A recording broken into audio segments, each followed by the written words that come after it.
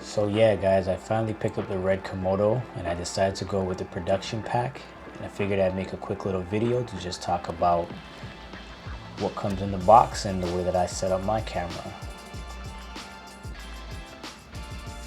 So the first thing is the RF to EF mount with a variable ND. So this comes in the pack with everything else, so it's just really about clicking it into the body, and then if you wanted to, you can change the filter inside. So it comes with either an ND or I believe polarizer filter, and as you guys can see here, it's just as easy as sliding it out and sliding it back in. And then there's a little dial on the side that allows you to show how much intensity. Next thing on the list is a base expander for the Komodo. Also comes with the production pack, and it's as easy as just lining it up and plugging it in. And what's really cool about this is it gives you a couple additional ports on the back, which makes it easier for you to get like time code and to control the camera and things like that. So I liked it because you never know when you're going to need these kind of things, and it just makes it easier. Next thing on the list is the wing grip. One of the hardest things to do on a camera is hold it, and with this wing grip that's also included, it makes it really easy for you to not only have more mounting points, but also an easy way for you to hold the camera.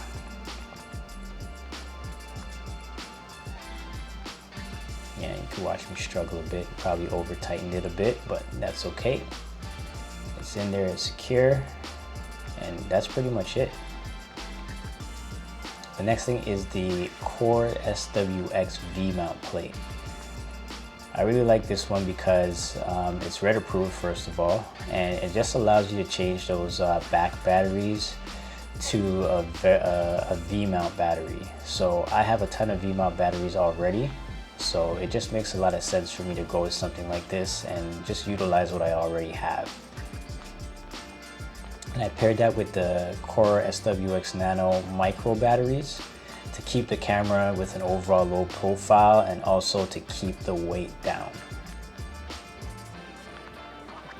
Pretty straightforward, makes the camera look pretty good, and like I said, keeps the weight down.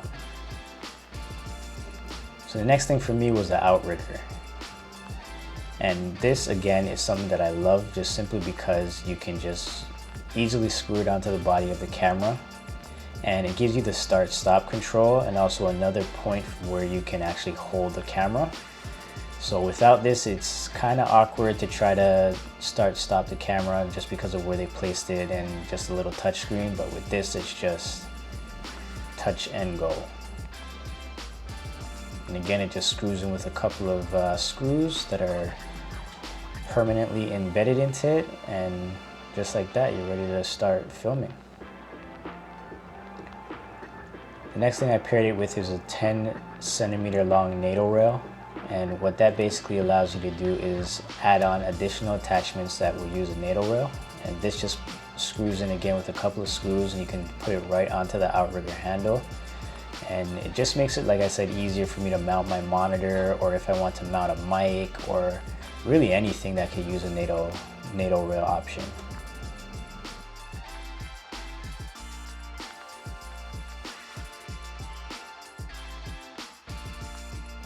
So next thing I'll show you guys is the included CFast cards. So RED uses their own CFast cards, and the size that I decided to go with is 512.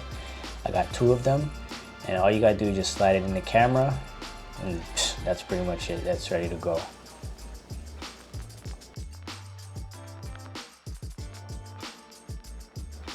Next up on the list is my small rig quick release monitor mount, and this is with the NATO option like I said before. So all you do is you unlock it, slide it onto the NATO rail, lock it down, and I've paired that with a quick release plate. So what that means is that I can just take the monitor, which is the Indy 7 field monitor that I decided to go with, and just slide it right onto the quick release plate. Well, first I gotta unlock it first, and then it just slides right on, lock it back, and just like that you have a quick release monitor ready to go as well. And then I had to purchase a couple of power cables. So you just basically screw that into the monitor, and then you can screw that into the PTap or DTap, whatever you want to call it, on the side of the camera, and that'll give your monitor power without having to put batteries on it. And then you're going to need an SDI cable, which again will take the picture from your camera and send it to the monitor. So this is probably one of the things that people don't like about the Komodo, is that there are cables running out of the camera, whereas like the RED Scarlet-W or Epic or Gemini or whatever, everything was more or less wireless. But to me this is okay, just because it doesn't really matter if there's cables coming out of it, and this just allows me to use any monitor that I want with the Komodo. And if you guys know anything about RED monitors, they are super expensive. And I just tuck my cables around like that, and it's pretty good. The last thing you really need to get this ready to go is just to put a lens on. I'm just throwing on my 16-35 Canon lens with the EF mount, and boom, we have a camera that's ready to go.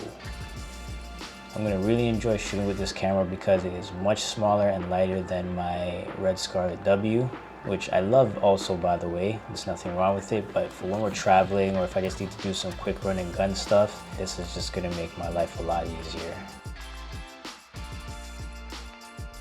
If you guys enjoyed this, make sure you hit that subscribe button, hit me with a like, and until the next one, remember to look, learn, and share.